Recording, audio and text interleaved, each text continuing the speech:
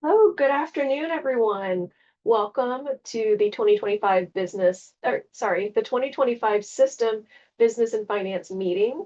I hope everyone is off to a good year. I'm Stacy Balmas, Associate Director in the Business and Finance Policy Office. Ginger Velasquez was hoping to facilitate this meeting today, but she had to step away for an unexpected matter. Before we get started, just a few housekeeping items. You have all been placed on mute, so please type any questions you may have into the chat box. Please keep in mind that those chat questions go to everyone. We have a team that's reviewing the questions as they come in, and we will try to get to them all, but if time constrains us, we'll be sure to review any unanswered questions after the meeting ends and follow up on those as well. You may have heard it as you joined, but just as a reminder, we will again be recording our meetings and emailing each of you a link to the recording. So if you have additional questions that come up afterward and you need to review a segment of this meeting, or if you need presenter contact information, you will have all of that as well. And finally, always feel free to reach out to myself, Ginger, or Bernadette Rossmore whenever you have questions, comments, ideas, etc. We are all here to serve you and assist in resolving your issues. You'll find our contact information on the last slide of the presentation, so you can reference it at any time. We have a very full schedule today, so we're going to go ahead and get started. First up, we're going to hear from Danielle Green with updates for the Office of Procurement Services. Take it away, Danielle. Thank you, Stacy. First meeting of the year. Happy to see everybody attending. Just a few quick updates from the Office of Procurement Services and a few things that we're working on. We have been, last year we ended the year finishing up with a software application assessment project with a consulting firm. So over the summer, we've been working towards the next steps on that. So where we're at in that process is categorizing our application inventory, identifying areas for cost savings and risk reduction, and process optimization for software procurement. This is starting to pick up pace this fall, and we are hoping to have a guided tool for purchasing software developed at the end of this calendar year, in line with some other changes from our AITS folks. So we're super excited to be moving forward with that and looking at new technologies that will make the process easier. Not directly connected to that, but very similar as it relates to the outcomes of that project. We are close to completion on the P-card exception form. We are creating a web form that has been developed and is currently in the process of being tested by some end users in the purchasing departments. We're hoping to roll that out in the very near future. Next couple of weeks, it should be finished. They were finalizing a few things, so there'll be more to come out on that via business and finance announcements. The other area our department is working on is we've been working with payables on a direct payment solution. So we have contracted with Relevate to design and implement a direct payment console to make digital payments to survey participants. So for our research departments, instead of the current method of cash advances and sending out payments, we have a system that can track and monitor all that. It's in the final stages of development, and we have fine-tuned some of the tax reporting info based on payables feedback. So we're hoping for a go live on October 6th. We're currently working on the training and demos to get out to the campus as that development is finalized. So very excited for that. Next steps, they're finalizing the SSO integration. And like I said, we're going to do stakeholder demos and training sessions, and then monitor the rollout and adjust based on feedback and operational needs. But this is a big win for our payables department and moving towards some modernization of payment approaches. So we're very excited for this. It's really going to open up the door to different type of payment methods that we can use in the future. And then the last thing that's tied to that is section 7 budget updates. We've worked with your team on some of that, Brian, and I think Stacy and the entire policy group on that. So we have some changes that are directly linked to the changes. And sorry, I got distracted by that chat. So, but we're relating the policies to some of the changes that are coming out based on our projects. So it's a little bit delayed on as far as progression on policy of where we wanted, but we're hoping once that P-card piece is done, we can roll that policy back to the policy office for final review, discussion, and output. So, you know, all within the next month or so, we have a very busy fall ahead of us. So super excited. I saw a comment in the chat about e-codes. And I think I'm going to ask Melissa to jump in and possibly answer that one. She knows more about that than I do. So I'll turn it to the subject matter expert for that response. Yeah, I was typing, but not quick enough. So the Amazon e-codes program is going to remain in place. So in that program, you're issuing like a virtual link to, I would call it a voucher that can be used in Amazon. So the new program that Danielle is discussing will be a reloadable card. And we'll have either the physical plastic card option or a virtual option. So they're not restricted just to Amazon. And so we hope that even having the reloadable option, once the participants are in the system, if they are participating in different studies, those PIs will be able to see that individual. They'll still have the card and it can be reloaded with any sort of payment request for those research payments. Thank you, Melissa. Other than that, I know that ties leads right into payables updates that are coming up. So that's all I had for the group today. And we'll provide an update at our next meeting on how the rollout went. Thank you, Danielle. We do always Thank really you. appreciate your office. Sorry, I didn't mean to talk over you. Okay. No, thank you, I said. Oh, okay. So like I was saying, we always appreciate that your office regularly takes the time to come to these meetings and be available to the group and provide timely updates as necessary. It's incredibly valuable that you guys make that time to do that. So thank you very much. Very Next up, welcome. next up, as Danielle said, we do have Melissa Plotner and Angela Bensel with a digital mailroom, iBuy, and electronic invoicing update from University Payables. Take it away, ladies. All right, give me a second and I will share my screen.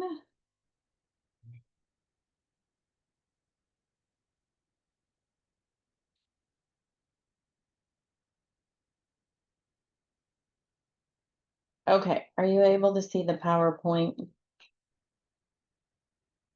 Yes, we are. Someone give me a thumbs up. Okay, there we go. Sorry, I have too many screens open. So I'm gonna tag team this discussion with Angela Bensel. So we'll be trying to monitor the chat and hopefully we'll leave a little bit of time at the end if there's any questions that we didn't have a chance to cover or that we missed during the presentation.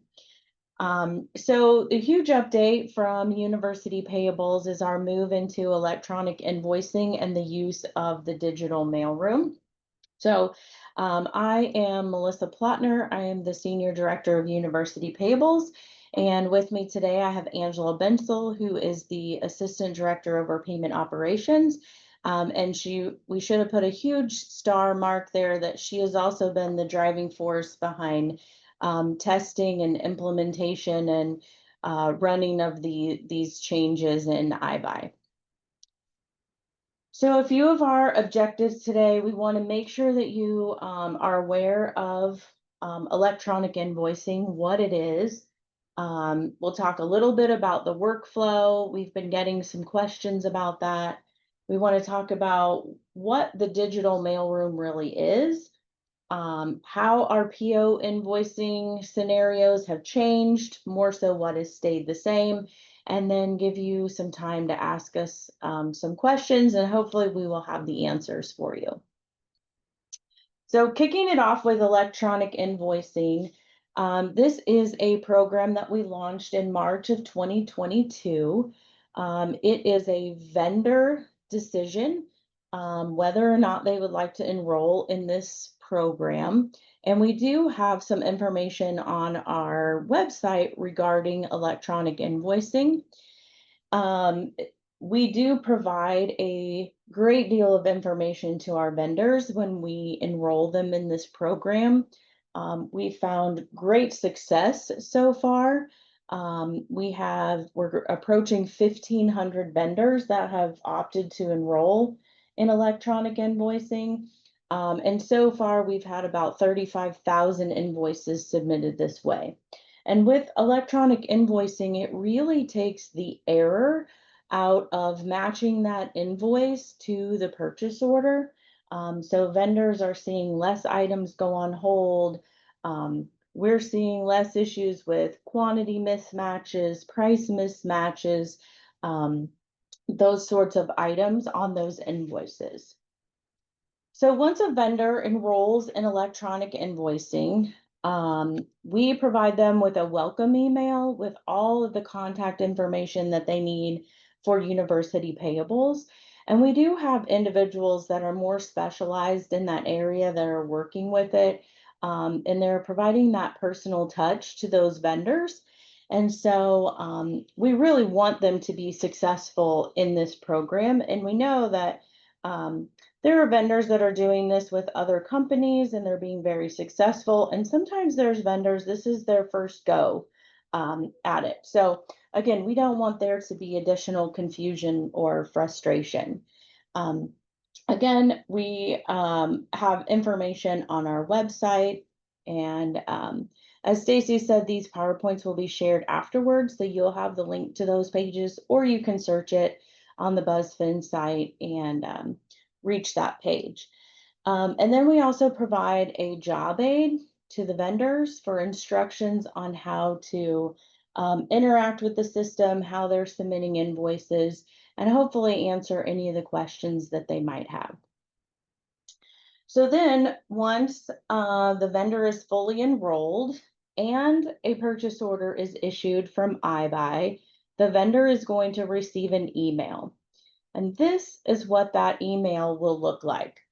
So it provides their PO number. It also provides instructions on what they need to do to successfully submit that invoice.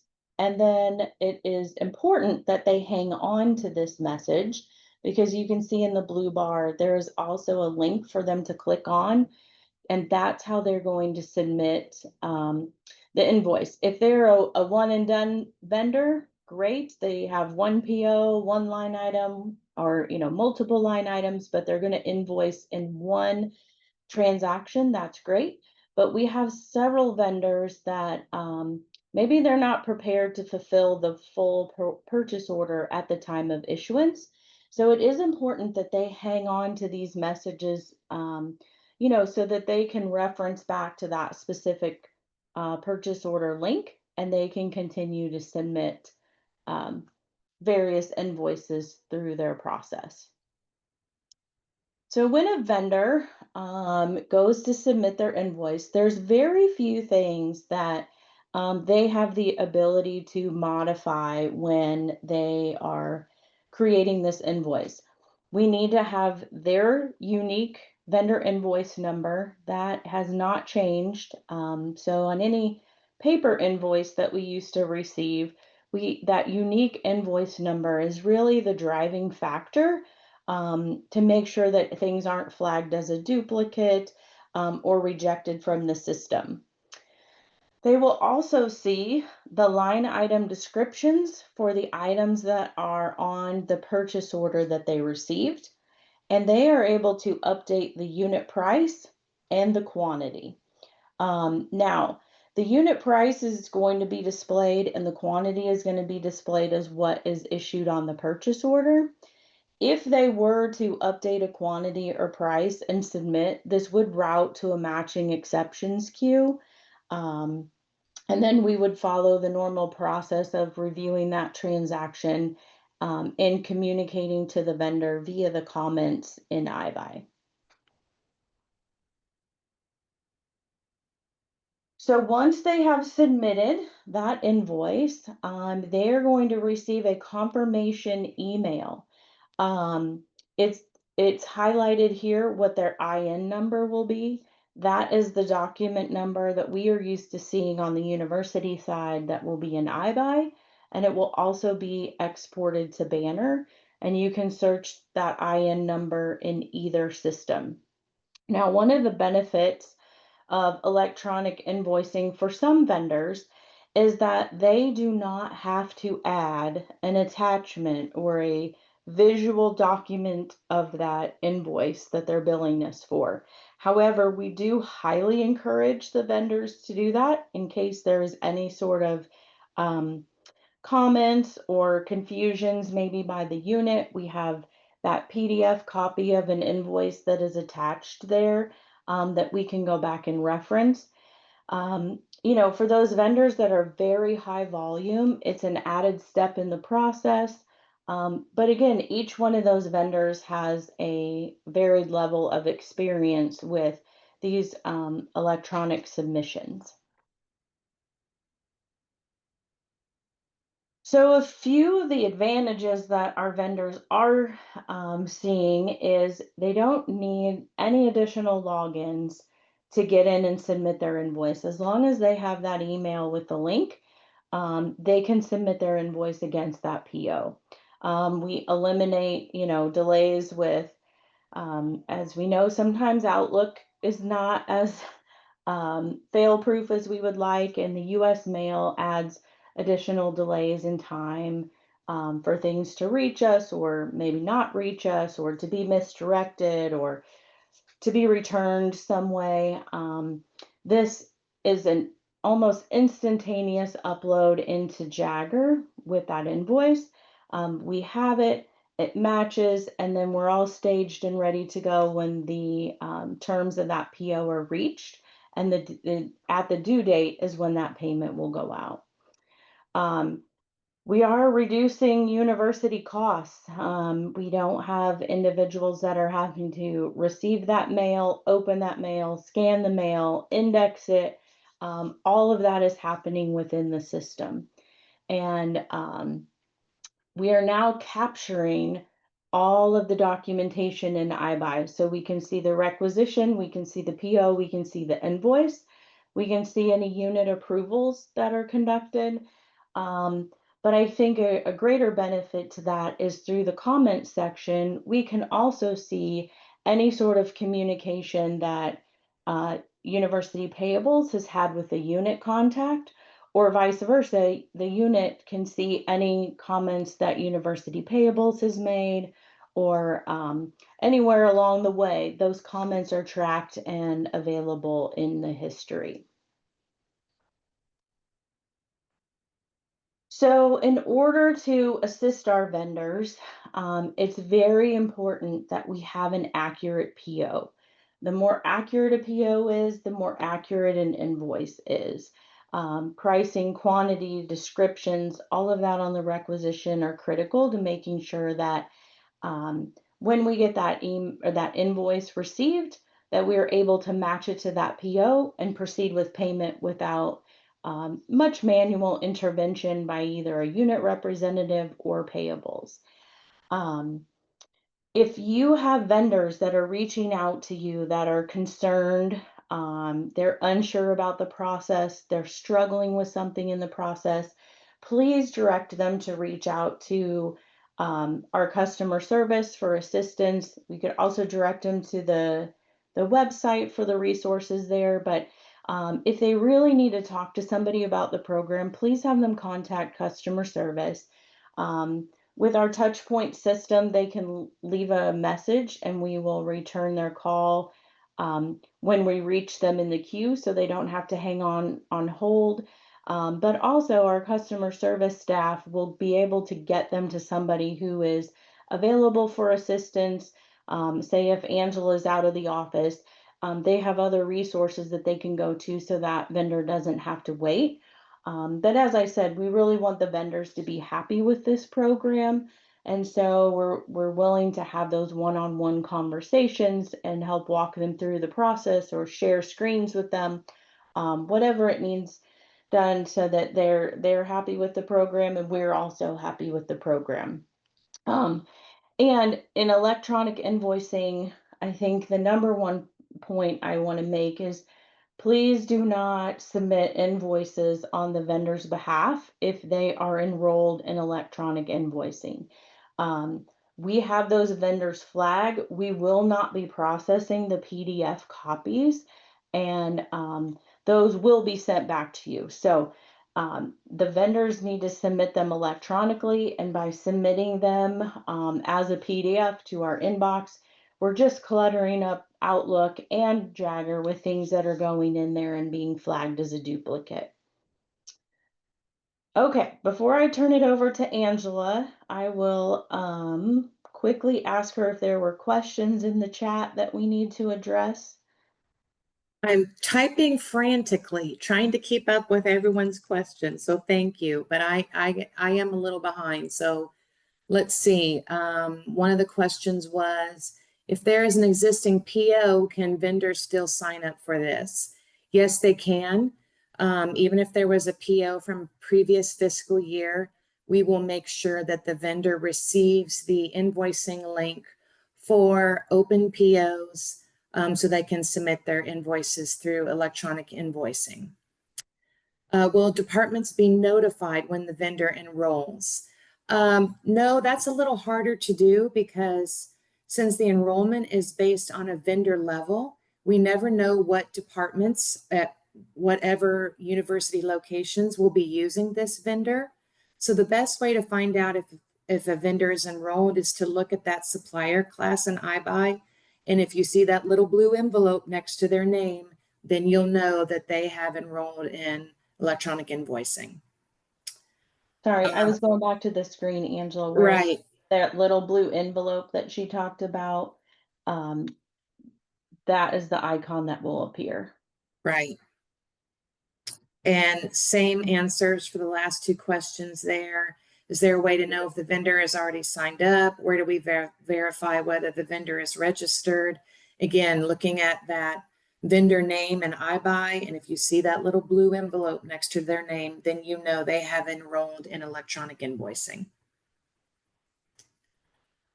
Oh, but I think other than those last few, I think we were up on the questions.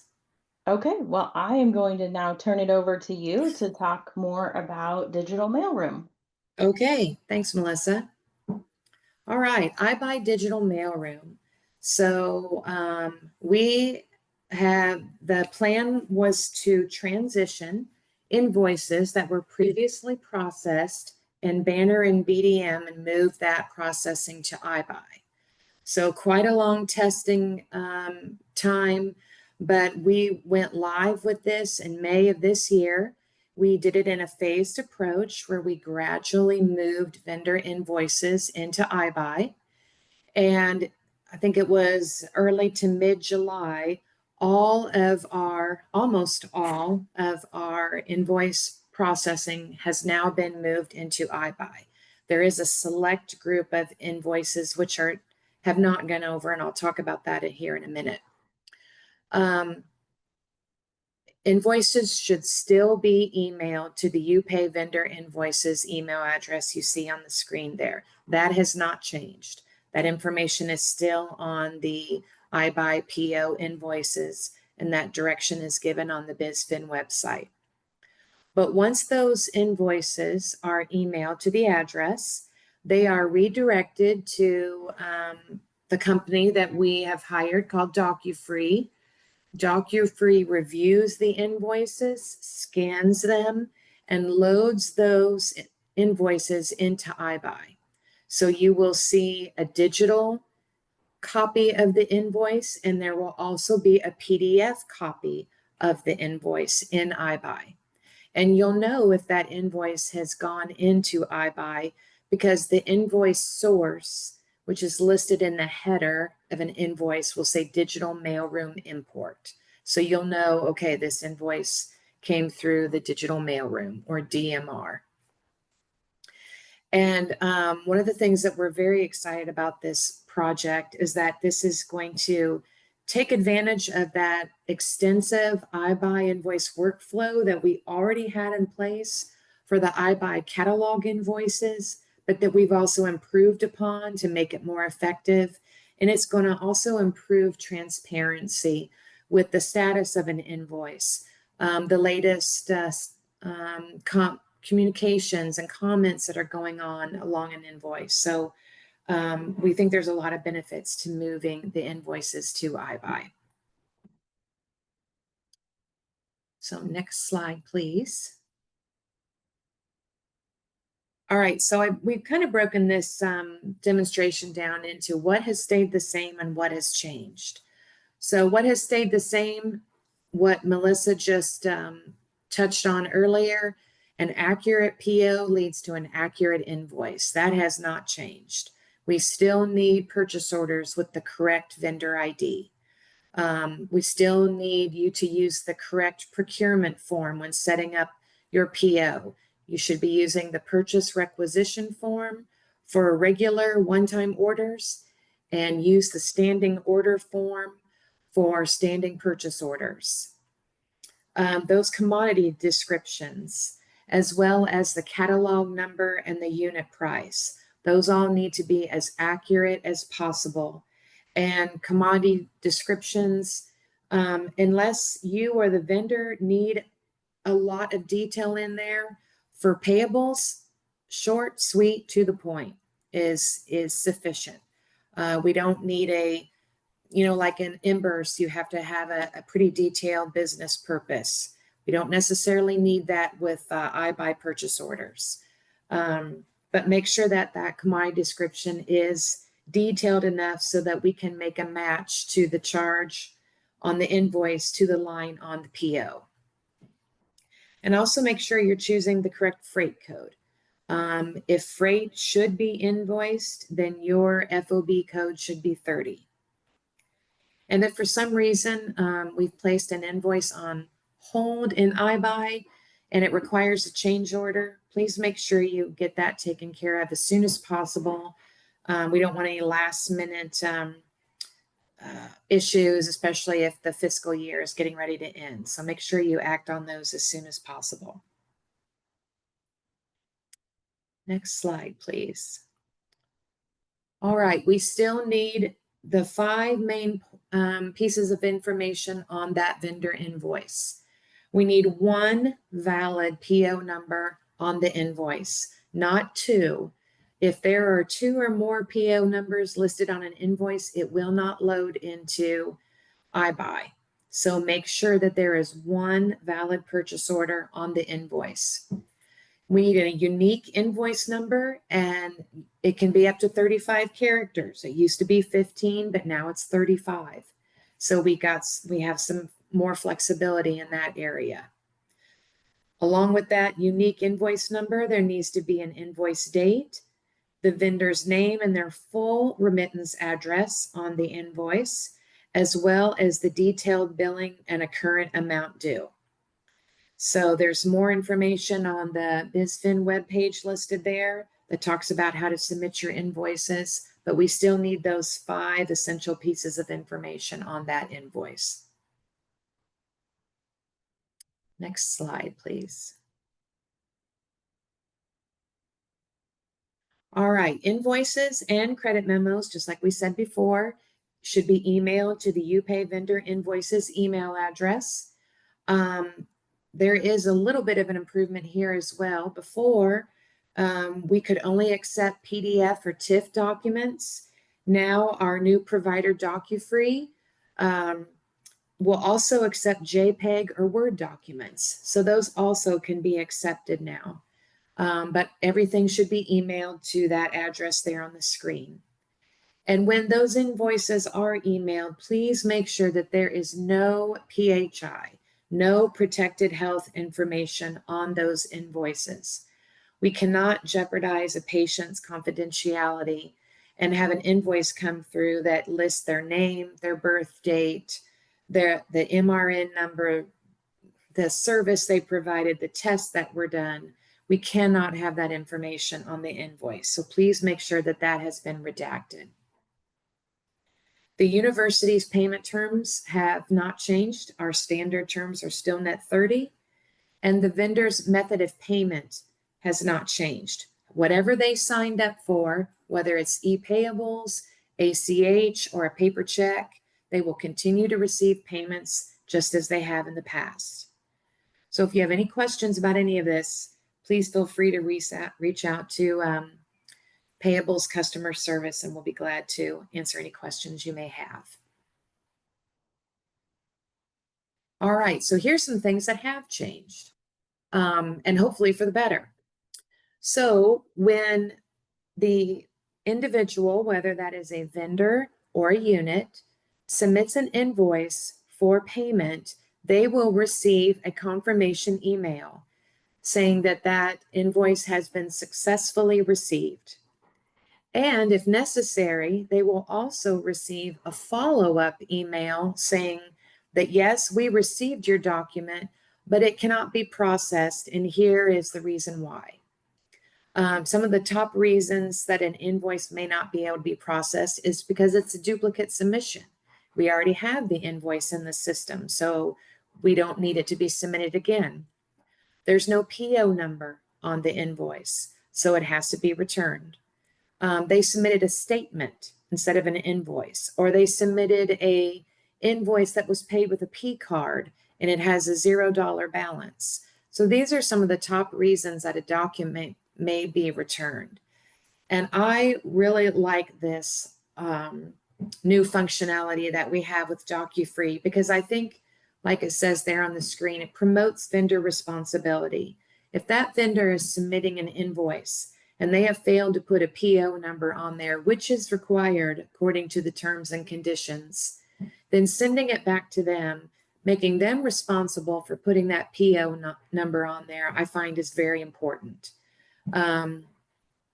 Making the vendor responsible for those invoices that they are submitting for payment. And it also streamlines some of the workflow.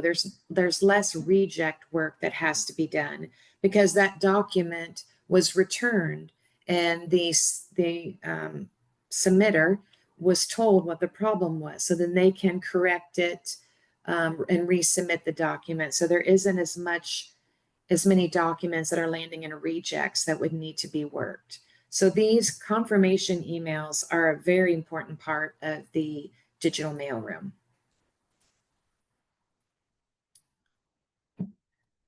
So when those invoices that are loaded into iBuy, they are going to take advantage of that extensive iBuy workflow that I had mentioned earlier. We do have out on the payables processing status page on the BizFin website the latest status for the date of invoices that are being processed in iBuy. So that is some additional information for units. And then once that invoice it goes into iBuy and makes its way through the invoice workflow, if everything about that invoice matches the PO, the invoiced items are the same, the unit and the quantity is the same, the dates are good, the remit address is good, that invoice is automatically going to go through the iBuy workflow and export to Banner without a payables individual having to review it and process it. So we've got a lot more technology involved here. We're making better use of our time by moving these invoices into iBuy and taking advantage of that workflow. In addition, all of the information will now be in iBuy. Everything from your requisition to your purchase order to your invoice to the payment information. It's all going to be in one place, which was one of the goals of the former Source to Pay project. And there will also be greater visibility into the invoice status. you'll be able to see where the invoice is in the workflow in iBuy. You'll be able to look at the comments on the invoice and see the conversations that have been going back and forth regarding the invoice, and be able to see the status of what is going on with the invoice. So this is definitely an advantage for everyone involved. So if an invoice comes into iBuy through the digital mailroom and it is unmatched, that means that there is something's wrong with it. Is the FOB code wrong? Is the invoice again on a PO against expired state funds? Does the PO have insufficient funds and therefore the invoice cannot be paid? So any situation like that, those invoices are going to automatically route to the payables queues, and we will manually review those situations. We will then contact the requisitioner or the PO owner using the iBuy comment functionality, which is on each iBuy invoice. And so we will put a note on there, which will result in an email to you, and it will explain that we've received this invoice. Here is the problem. Here is a possible resolution. And here's who you need to contact. So we're going to try to give you as much information as we can so that you know what the issue is, and you can take it from there, whether it needs a change order or a cancels and replaces PO is needed, whatever the case may be. This is very similar to the automated emails that you used to receive for the invoices that were processed in BDM. It's just another way of doing that through iBuy. And again, those comments are going to provide a clear sequence of events and up-to-date status on that invoice.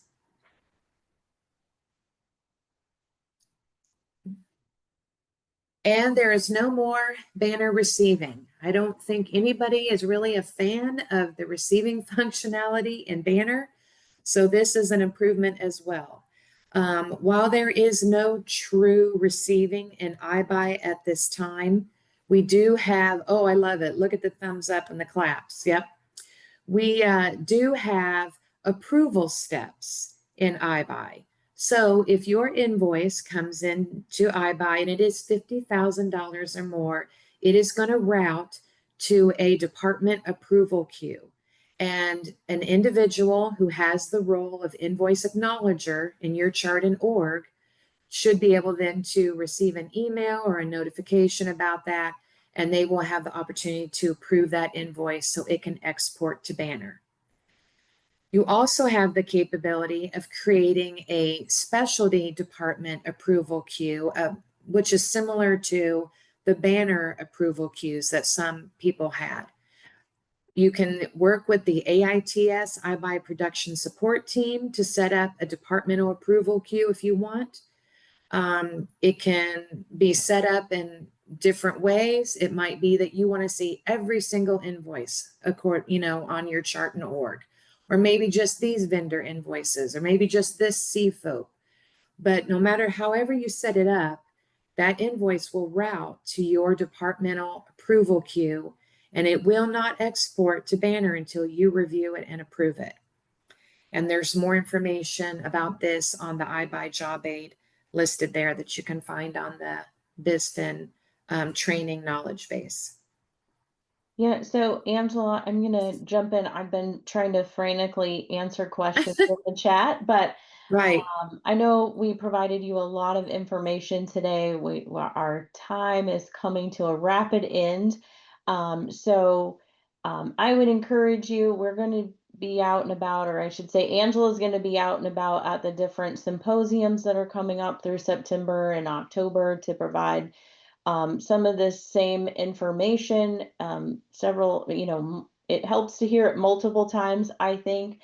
We will continue to answer some questions that are coming in the chat, but I know in sake of the agenda, we need to turn it over to the next presenter.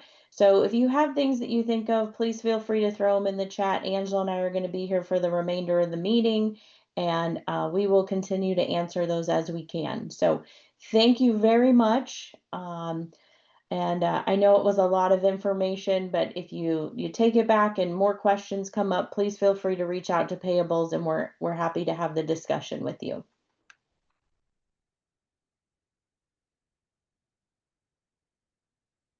Thank you, Melissa and Angela. I'm sorry to have to cut that off. It was really good information. But thankfully you'll both be here to answer questions in chat throughout. So now we're going to hear from Cami Anders with updates on the Foreign National e-form changes. So take it away, Cami. Thank you, Stacy. Good afternoon, everyone. My name is Cami Anders. I am the payroll manager for the Foreign National Service Center section of University Payroll and Benefits. And I wanted to share with you today a couple of updates that we have coming soon to the Foreign National Payment e-form. The first regards the ability to wire transfer payments through the Foreign National Payment e-form. And just as a quick background for the Foreign National Payment e-form, this form is used to pay foreign nationals, specifically non-resident aliens, for payments that are not wages or recurring fellowship appointments set up to pay through the payroll process. So things like awards and prizes, human subject payments, independent contractors, honorariums, royalties, etc. So the ability to wire transfer funds has always been there. However, the process has been that you needed to get a paper check from University Payroll and Benefits post-COVID sent through campus mail. And then you would have to deposit that check into a departmental account and then submit paperwork through UPay, and ultimately cash management would wire the funds to a non-US bank account. However, we are making a change to the method of payment, and you will now have the ability to request a wire in the form, which will then send that form to the payee where they can put in their non-US bank account information that they would like the funds wired to. And then when we make the payment, the funds will be held. A paper check will not be created. The funds will be held, and then that information will be forwarded to cash management to make the wire transfer directly. So no more waiting for the paper check, going and depositing it, and then doing an extra step of emailing, requesting those funds to be wired. So we are very excited to show that. I just saw a question in the chat. I do not have a presentation for this.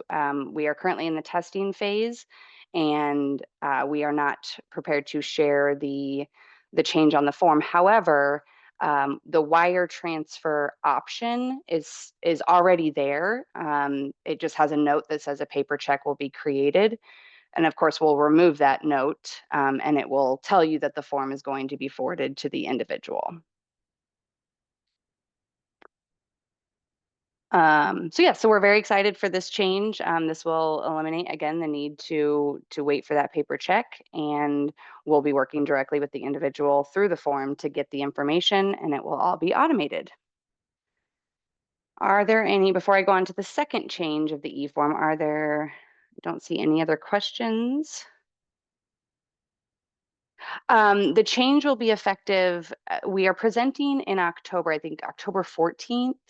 To the other groups. So we are hoping to go live with this shortly after October. However, we will be sending out a communication. The second change that I'm going to go over next will go live at the same time. So we do plan on sending out an email communication to all groups, notifying of the exact date of the change and specifics of the change so that you'll have it in writing.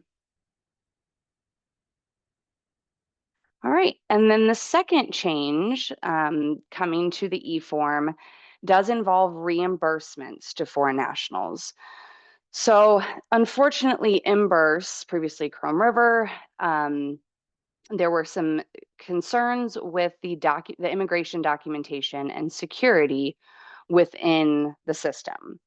So effective later in October, we will be implementing a new type of payment in the drop down for reimbursements specifically. These are only to foreign nationals.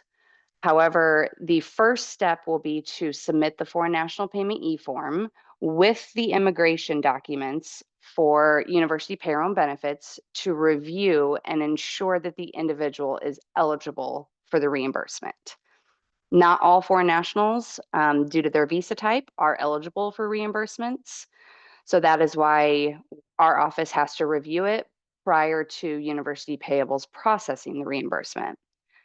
So the foreign national payment e-form will be used to submit the documentation to, specifically the immigration documentation, to our office, along with the receipts for the reimbursement. We will review and ensure that that individual can receive a reimbursement. And once or if approved, you will receive an automated email from the Foreign National Payment e-form indicating that you are now able to go submit the reimbursement for processing within Emburse. It will ask you or instruct you to answer the questions within Emburse a certain way. Are you paying a foreign person? Yes. Then a question will pop up, has UPB giving you approval to submit via Emburse? And if you say, you should say yes to that and upload the email that is auto-generated by the e-form that shows the approval for the payment. The key here is going to be, do not upload the foreign national immigration documentation or the supporting documents specific to their foreign national status within Emburse. You will still need to upload any supporting documents for the payments or the reimbursement, but none of the immigration documents. For example, passport, ID page, visas, entry stamps, I-94s. Sometimes they include their social security card, which is one of the biggest concerns. So none of their immigration documents should be uploaded into Emburse once you've uploaded them in the Foreign National Payment e-form and gotten that approval to move on to Emburse. And again, that change will, we wanted to combine these two changes into one update to the Foreign National Payment e-form. So we are currently working on some testing and expect that to be done hopefully in the next couple of weeks. And then again, I'm presenting to the Urbana group in October, and then we will send out communications when our official go live date with those changes will be. So I do see a question, what is the time frame for immigration review for reimbursement? For our approval for you to go into Emburse, I think is what you mean. So our review time frame really depends on our volume, of course. However, we are typically within a 3 to 5 business day period for review. The actual payment processing, of course, for these reimbursements would be dependent once you move to Emburse for within UPay for them to process it would be different. But for us to review, it should be within 3 to 5 business days.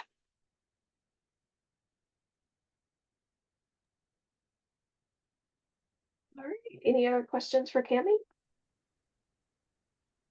Okay, so thank you so much, Cami, for the great information. And now we're going to take a 5-minute break. So if everyone could be back, I've got 1:49, so let's say 1:55, if everyone could come back from the break. So see you in a bit.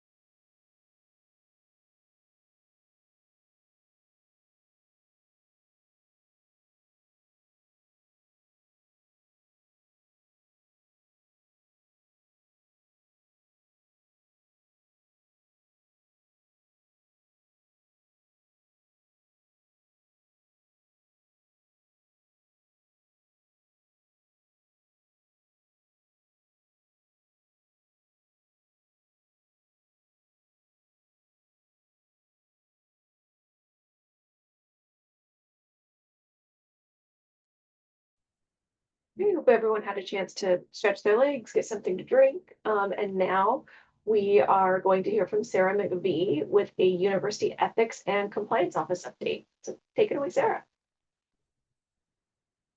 Hi there. Let me just share my screen.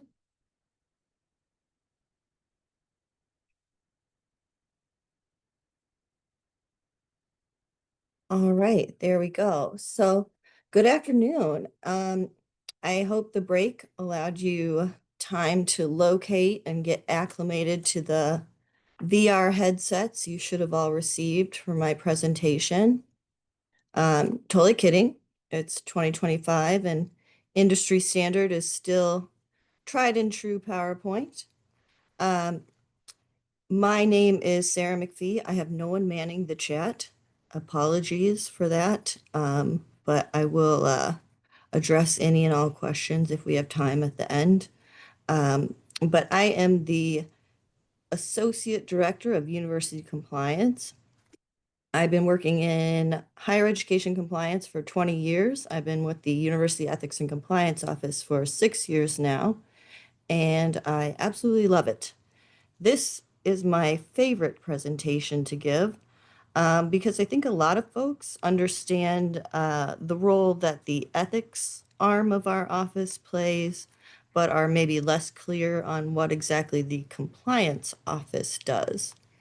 So that said, buckle in for excitement because while it is a topic that I am quite passionate about, I can confirm that 10 out of 10 people at social functions immediately regret asking me what I do for a living. So, our compliance presentation roadmap is pretty basic. I'm going to give you an overview of our office and then talk a little bit about how we can help. Even my PowerPoint's not that exciting. So this is our organizational structure. It is by design.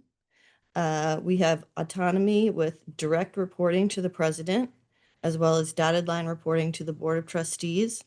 We have 3 full-time employees who are physically located in Springfield, 2 who are physically located in Urbana, and 1 who is equidistant from all 3 universities, probably the most appropriately placed individual. The compliance wing, we like to say, is just generally in Urbana. So, the compliance office, we have our own mission.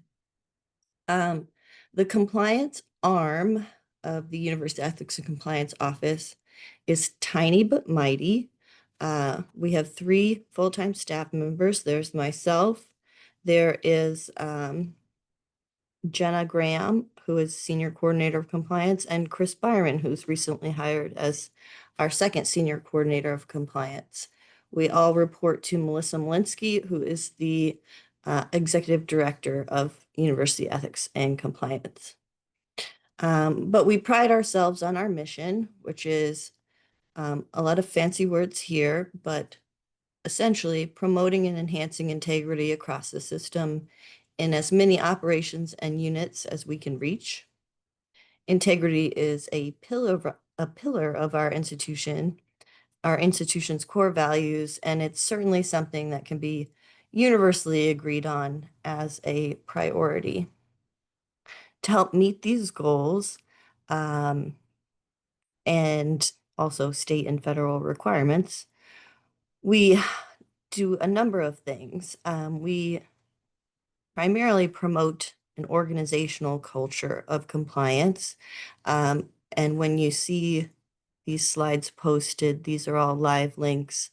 This is my favorite one. It will take you to our YouTube channel where we have fun little animated videos on a variety of compliance topics, and you'll get to see avatars of your friends in the Ethics and Compliance Office.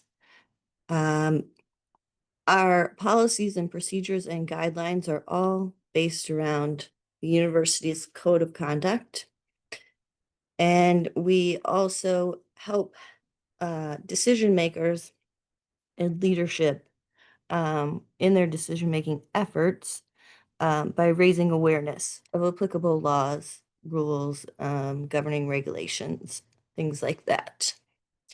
We also encourage proactive reporting and detecting of compliance issues so that we can respond again before something becomes an issue that is bigger than we can or want to manage. In the compliance office, due to the decentralized nature of compliance across the universities and the overwhelming number of regulations applicable to higher education, by necessity, we take a risk-based approach to guide our efforts.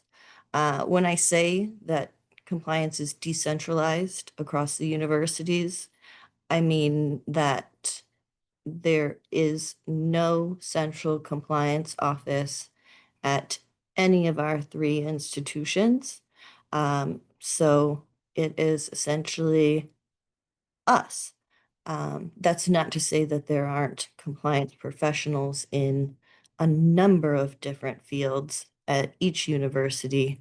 There are, and we call them our compliance partners, and we work with them very closely, but there's no central place for them to go other than our office. Which means, like I said, we have to take a risk-based approach because there are just so many regulations that apply to higher education. So we have identified and worked primarily in 11 risk-based focus areas, not in any particular order. Access and equity, athletics, campus safety, environmental compliance, financial aid, grants and contracts management, healthcare, international programs and activities, privacy and information security, research, and sexual misconduct. We draft and review system-wide compliance policies with regard to all of these things, but we also assist with drafting and reviewing policies at the university level when folks come to us and ask for our assistance with that as well. We do recommend the implementation of corrective action when necessary, but that is only in the form of we're here to provide assistance to help you come into compliance. It's not as scary as that bullet point makes it sound. So the federal sentencing guidelines is something very abstract for anyone who's not directly in a compliance profession. But the federal government provides guidance for establishing and maintaining an effective compliance program in what is called the federal sentencing guidelines. And if you're curious later, you can check them out using that link. But basically, they are written for corporate compliance programs, and we just adapt them to higher education compliance because the principles really are the same. So the 2 overarching requirements for our compliance program are to exercise due diligence to prevent and detect criminal conduct, and of course, promoting that organizational culture that encourages commitment to compliance and ethical conduct. There are 7 elements of an effective compliance program as outlined in those federal sentencing guidelines. Leadership and oversight, which we discussed briefly. Autonomy is very important. So that is why we have a direct reporting line to both the president and the board of trustees. Policies and procedures, I can't speak enough about how many we draft, review, keep track of on a regular basis. Education and outreach is a big part of what my office does. We give presentations similar to this one regularly, but we also give very tailored presentations on specific regulatory requirements. And then we do things that we think are fun, like send out animated videos and things like that. Anything we can do to get a little more visibility for our office, because we want people coming to us, asking questions and feeling comfortable asking for assistance in a proactive manner. Monitoring and auditing, we do monitor compliance. I would say that auditing is not necessarily the word choice I would use. Um, it just comes from those guidelines or those um, elements. Uh, we have an independent auditing function. What we do is more of the monitoring. So we will gladly review someone's policies, programs, procedures to ensure that they're meeting regulatory reporting requirements or policy and procedures requirements. Um, we love it when people come to us and say, can you just make sure that we're covered here, that we're meeting all of the pieces of this. An example top of mind is Title IX compliance. It seemingly has changed every 4 years for the past 12 years.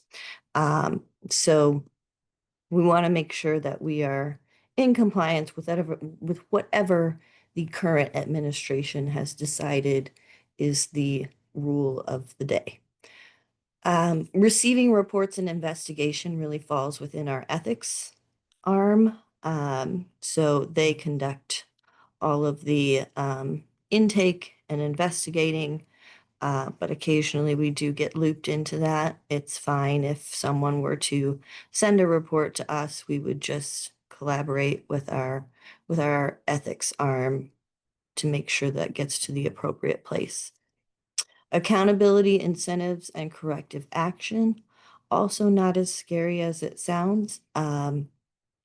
We do have some minimal incentives in terms of we've established a compliance partner awareness program. So, if we like to recognize our compliance partners who are going above and beyond to assist us.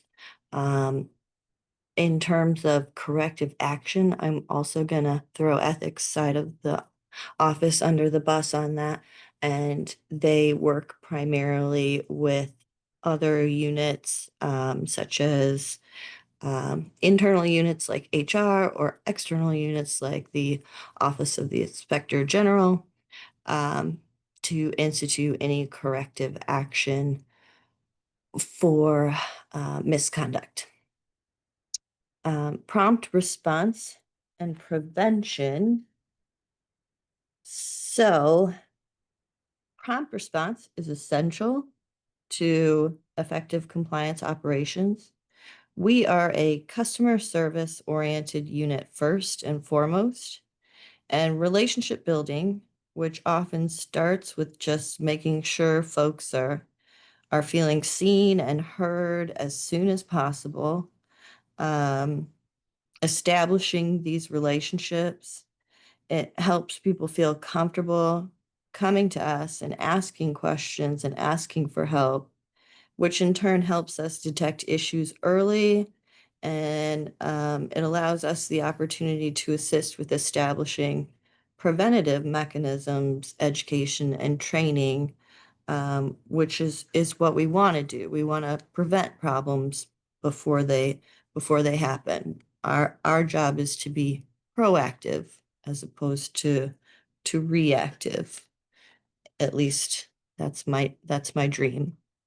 The Department of Justice goes on to further refine and expand these elements in their evaluation of corporate compliance programs document, which again, if you'd like to peruse at your leisure. So this screen is just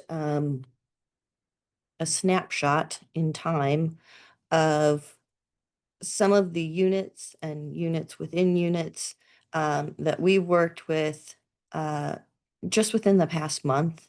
And I just like to throw this out there as an example of, there's no one that we don't work with. So please don't ever hesitate to come to us with any questions, comments, concerns. We can be a sounding board. We can be a starting point. We're happy to help in any way we can. And as you can see, we work with such a diverse group of units and individuals across the board at all 3 universities and in the system offices.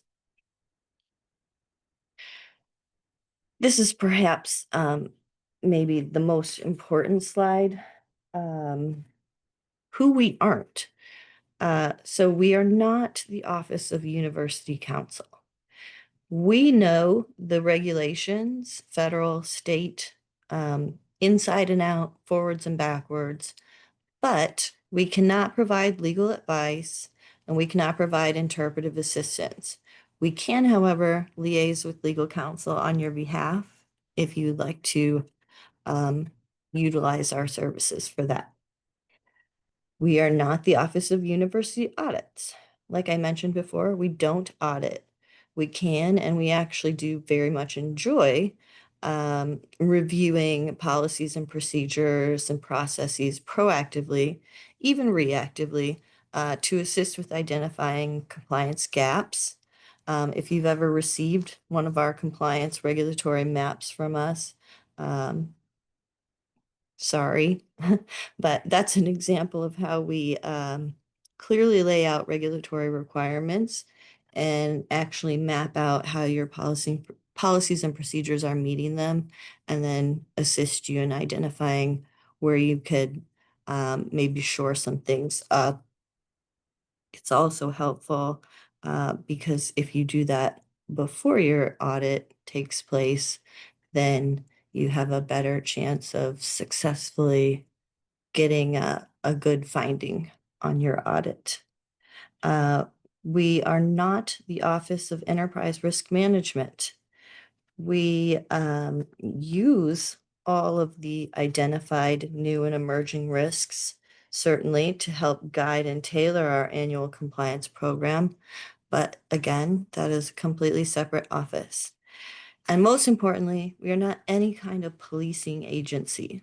We are a friendly resource. We're customer service oriented, and we seek solutions. We are not actively seeking problems. We, more than anything, just want to help.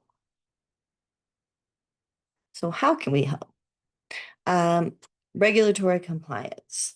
This is Sarah, I hate to break in, but we've got maybe 2 minutes left. Oh, sure. Yeah, this is like Okay. my slide. Perfect, sorry. No problem. How can we help? Regulatory compliance. We have to know enough about everything to be dangerous. So please don't ever hesitate to reach out to us for assistance. We do compliance mapping, policy and procedure review and development. We can be a sounding board. We can be a place to start. And then finally is contact information for our office. Compliance office is up here. You can reach out to any one of us. In the ethics office, Melissa Malinsky, like I mentioned before, is the director.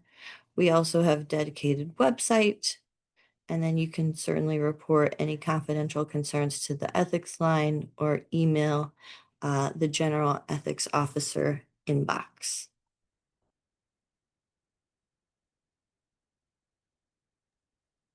Thank you, Sarah. I'm sorry to have rushed you at the end. I hate doing that. Oh, Um, no problem. Does anybody have any questions for Sarah? Okay, thank you again for that presentation. We're now going to move on to Brian Zump, who's going to give us some business and finance policy office updates. So take it away, Brian. Thank you, Stacy. So policies of note currently being worked on include Section 7, which we heard about earlier. Purchasing is, this section, purchasing is under review with the purchasing group, as we heard. and other SMEs as part of its evaluation process. Any noteworthy updates and an open comment review period are going to be discussed at a future BMG meeting, but there may be updates in the interim, so please keep an eye out on the business and finance news. Section 8, payments and reimbursements, has also begun its evaluation process, and we will keep you up to date as that process moves forward over the next few months. A new Section 15 policy, considerations for regular drivers, outlining requirements for those that regularly drive on system business, is being piloted with facilities and services at UIUC. I should note this is a policy in development. This is not a policy that is published yet. It's currently being reviewed by the relevant unions such as AFSCME, and we expect to have the policy published and effective before the end of the year. 15.1.3 is currently in open comment through Friday, September 18th. The title of that is Make Travel Arrangements, with updates clarifying that travel rewards points are not reimbursable when used to pay for travel expenses. 16.5 sponsored project subawards and 16.5.4 responsibilities to monitor a subrecipient are in open comment until excuse me, September 22nd for updates confirming that the applicable university will submit payments to subrecipients once invoices are determined to be proper.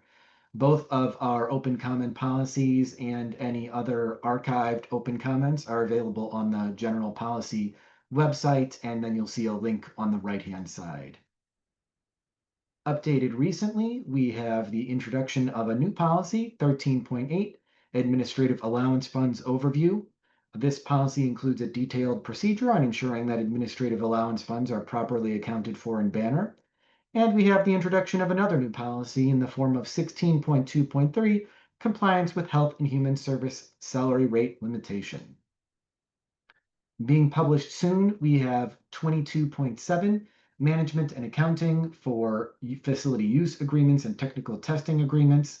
This includes updates and just exited open comment. The updates relate to the overhead assessment charged to a mixed customer base, and the update will clarify that at a minimum, external users should be charged the fully costed rate increased by the facilities and administrative rate appropriate to the activity.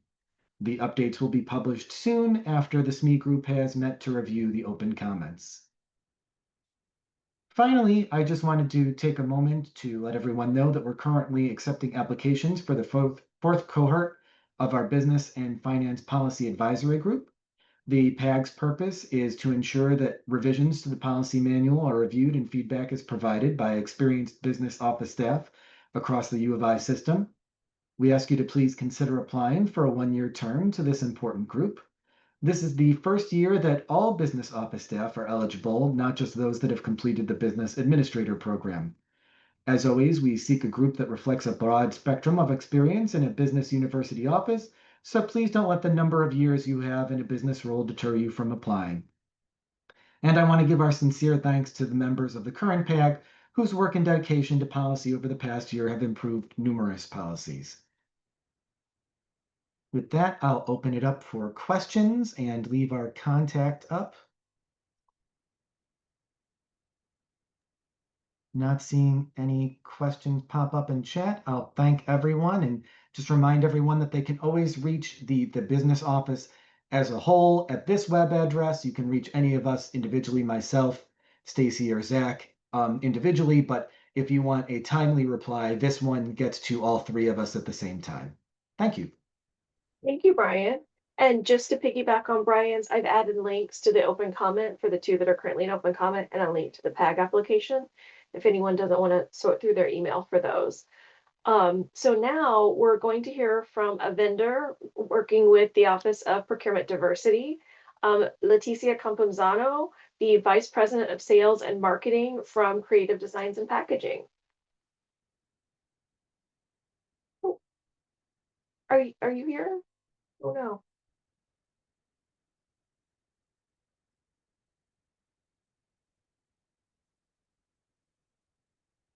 Hi.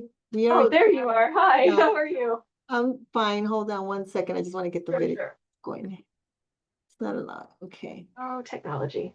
Yes, I'm not sure why it's not allowing us to, we wanna, Oh, you want to share? Oh. Bernadette, can you make them a presenter? yeah, one second. Sorry. I'm so sorry about that. I'm not sure why the video's not, oh, there we Oh, are. there you are. Hello. Hi. Hi, Hi. ladies. How are you?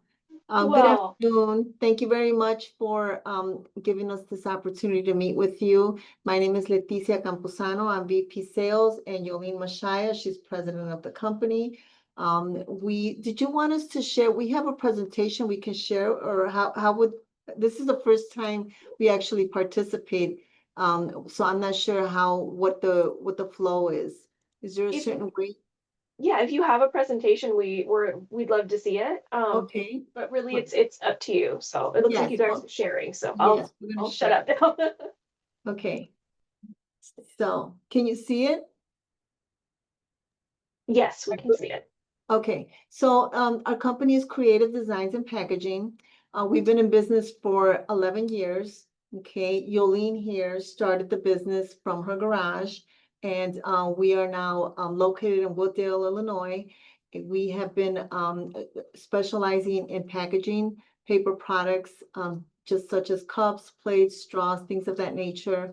And our focus in the past has been primarily targeting the retail grocery business.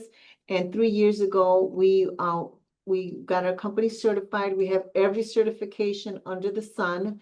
As you can see, we have all the different, we're certified minority owned, women owned, and we are now trying to target and take advantage of some of these certifications that we have now. And we want to do business with some agencies such as yourself.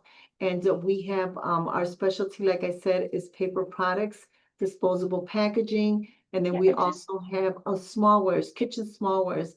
Basically, everything the back of the house in a kitchen, in a school, in a hospital would need, such as, the steam pans, the tongs, the turners. We have an extensive line from that. And then also as far as janitorial, we have over 8,000 items. So we have been successful in the retail business, and now we're trying to target primarily as a prime contractor, or if possible, a subcontractor to take advantage of that opportunity. We are we are buying direct. We are a distributor. We don't manufacture anything, but we do deal with very reputable companies that are in the business, that comply with all the different requirements for the United States for us in order to sell the items. And we are very competitive. We own our own freight. Therefore, it gives us the possibility of delivering emergency orders, for the most part, if our product is in stock, we have a 24-hour turnaround time. I'm so sorry. I hate to interrupt you. We're not seeing your presentation. We're just seeing a desktop. Oh, you're not? It might be showing the wrong screen. Okay, hold on. I'm so sorry to interrupt. No problem. Now I'm seeing it. You Yeah, see but it now? yeah. Okay, so maybe we can go up here again. Okay. I'm so sorry to interrupt. No problem, not at all. Okay, so can you see it now? Yes, we can see it now. Okay, so basically, why don't we go down? Okay, so we are now focusing on, again, a different client base. We do business with some of the casinos. We do business with US Foods, and we have found that we are not as big of a company, but we're a good sized company where we are flexible and we are able to provide competitive pricing. And we are also able to pretty much bring whatever the customer wants. Once it's in our system, once it's in our warehouse, we have the availability of delivering within 24 hours. So we are currently dealing with manufacturers. As you can see, D&W, Pactiv, they're huge conglomerate companies. We buy direct, therefore it gives us the ability to be price competitive. And our customer base currently consists of some schools, some retail, grocery store retailers. We're doing some business with some of the casinos, with US Foods, and we'd love to have the opportunity of participating in your iBuy program with some of the items that we have. Like I said, we have about 8,000 items. So there's an extensive line that we're available to offer in 3 different categories. And pretty much, I think, let me see, we're here. So we've been we have a 30-year plus experience. We're MBE, women-owned, minority-owned company. We offer an extensive line of biodegradable and eco-friendly products. Just about everything that is available that you are requesting. I know this is the future. I know the city of Chicago and the state are really moving into pushing for the eco-friendly products. We're competitive as far as pricing. Again, we own our own freight, so that gives us the ability to, sometimes right now we're dealing with, different challenging moments where sometimes people are doing 3 or 4 jobs and things slip between the cracks, you run out of whatever item and pretty much, you just call and we're able to, pull our trucks and make a delivery as you need it. Our staff is, we're all bilingual. We speak English, Spanish, Hindi, and Urdu. So we have a mix here. Yolene is from India, I am from Mexico, and our staff is kind of like a little bit of everything.